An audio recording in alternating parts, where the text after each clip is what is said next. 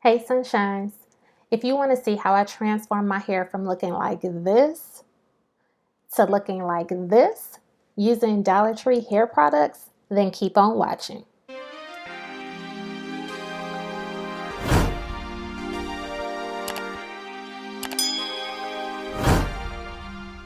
Hey sunshines, and welcome back to Slimthick Curls. Over the years, I've heard numerous YouTubers say that you should use salon professional products to do a silk press, and that you can use drugstore products, but you should aim for the professional products for better results. So I got to thinking, if I can use salon professional products and drugstore products and have great results from both, what would happen if I use products from Dollar Tree?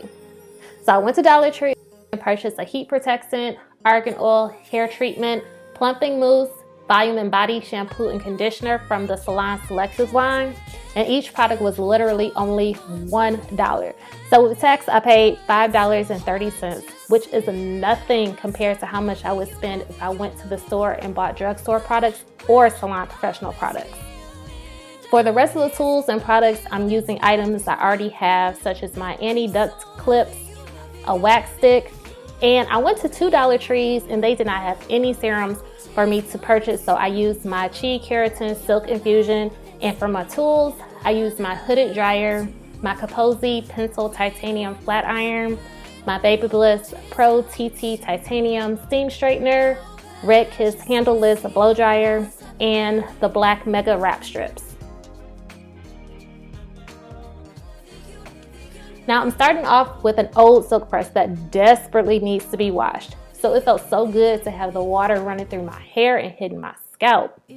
At first, I wasn't sure what to think of the shampoo because it didn't fuzz up as much as I'm used to with other shampoos. I ended up reading the back of the bottle and it said that it was a low sulfate formulation. So it makes sense to me now why it suds up the way it did. It wasn't the best shampoo ever, but it all worked out in the end because my hair was clean and it didn't feel stripped booty butt naked.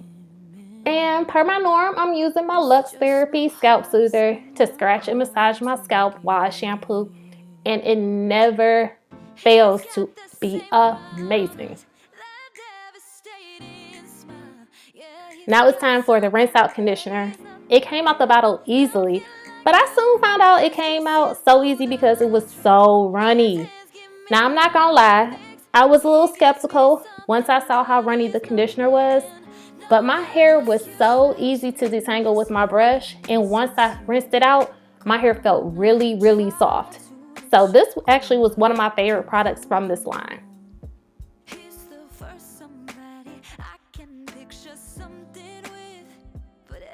Now moving on to the deep conditioner. This was a little thicker than the rinse out leave-in, but I actually like the rinse out conditioner more, which is a little weird to me. And the background music is talking about how it's hard to see, and now I can't see. Okay, so let's try this again. Once I finished applying the deep conditioner to my hair, I wrapped my hair around in a bun and put my shower cap on so I can finish deep conditioning under my hooded dryer for 15 minutes. My 15 minutes are up and now I'm just getting from under the dryer, and I feel like the deep conditioner penetrated my hair, but we shall see if it really works.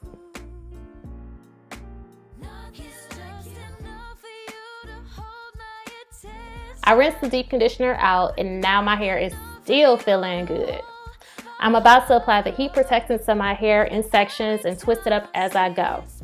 Now you may or may not have noticed that I did not list a leave-in conditioner when I named the products at the beginning of the video. I really wanted a leave-in conditioner, but the Dollar Trees that I went to only had creamy leave-in conditioners, and I prefer to use liquid leave-in conditioners when I'm doing a silk press. So I just skipped this step today.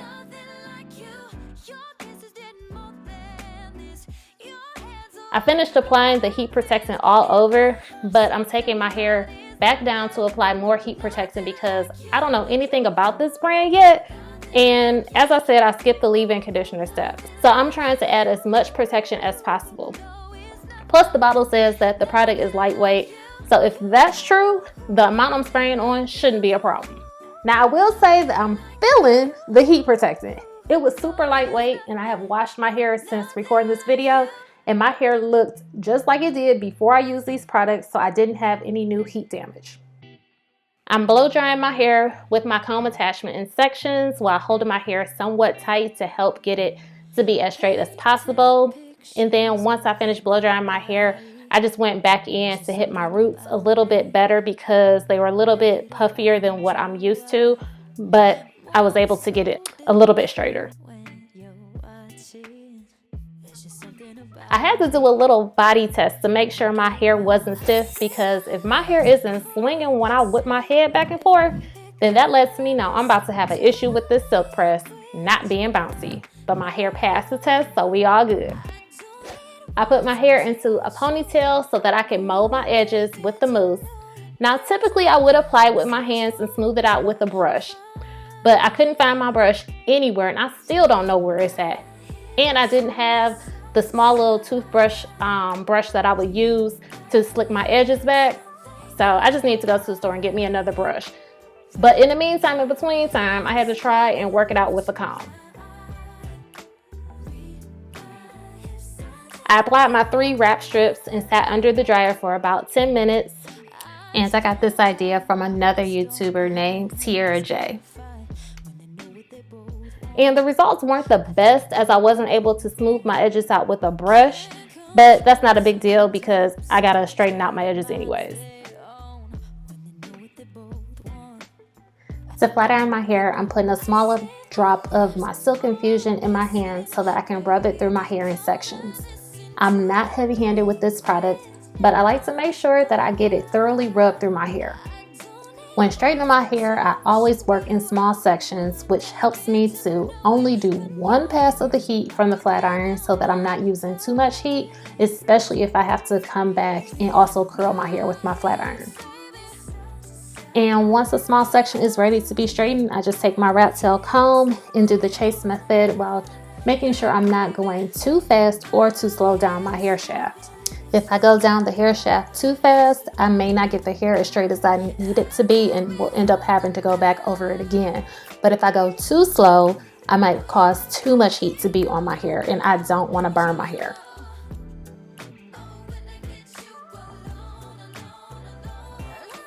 Some people straighten their edges before they flat iron their hair, but I don't. I flat iron from the back of my head and work my way up towards the front, starting on either the left or the right side of my head, depending on how I'm feeling that particular day. And when I get to the front where my edges are, I section off a small area of edges and straighten them with my pencil flat iron. Just in case you couldn't tell from the big smile on my face, I am extremely happy with the results that I'm getting so far from these Dollar Tree products. I just had to slide that in there real quick. But let's get back to talking about how I straighten these edges. Then I go back to flat iron my hair and on the other side and repeat the process of straightening my edges, and then I just save the middle section for last. Now this little pencil flat iron, I love it. It gets really hot and heats up super fast, and I don't like hot combs, so this is perfect for my edges. Don't forget to subscribe and smash that notification bell. And now that my edges are finished, I'm just going to finish flat ironing the middle section of my head so I can get ready to add some curls. And this is what it looks like once it's fully straightened.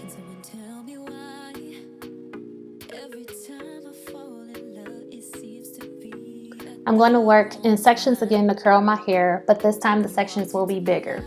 I prefer to wear my hair away from my face, so I curl my hair going backwards so that the curls fall right.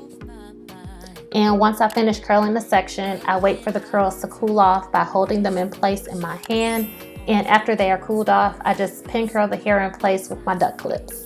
And to give the front part of my hair a little height and volume, I curl it going up and away from my face. I'm taking all the pin curls out to see how my hair is turning out so far, and so that I can apply the wax stick to my edges. I typically use my edge brush to smooth out my edges after I apply the wax stick, but as I stated, I can't find any of my brushes, whether it be an edge brush or a regular brush. And of course, I had a section of my hair looking like big curl, not quite right Luther, because this hair would not curl all the way over. I love me some comedy, so I had to slide that line in real quick. But drop me a line in the comments below if you know which comedian said that line. Now I gotta go back in with the flat iron to curl it and pin curl it all over again. Now it's time for my Slimthick Curls 5-star review, where I talk about the things that I like and the things I dislike. So starting off with the things that I liked that my hair was nice and soft.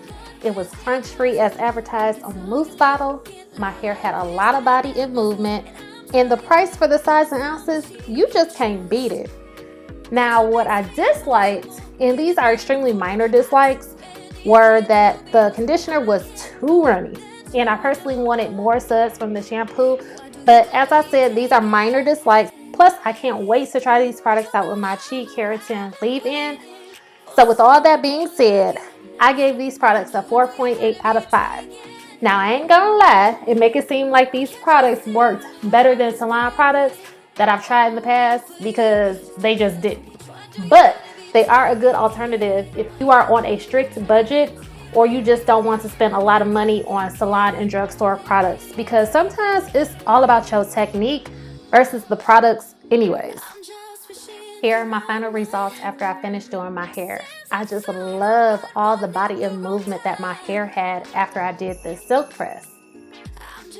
I truly was impressed. Now, I love me some day 2 hair, regardless if I get it professionally done or do it myself, so I had to come show you my second day hair.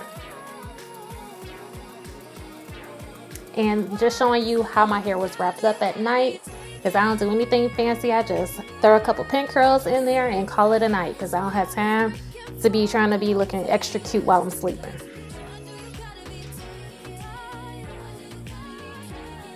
And once all the pin curls are out, I just take the curls and flip them around in the opposite direction that they fell.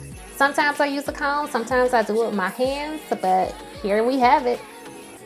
Let me know in the comments what you think of my Dollar Tree silk press, and if you plan on trying these products out.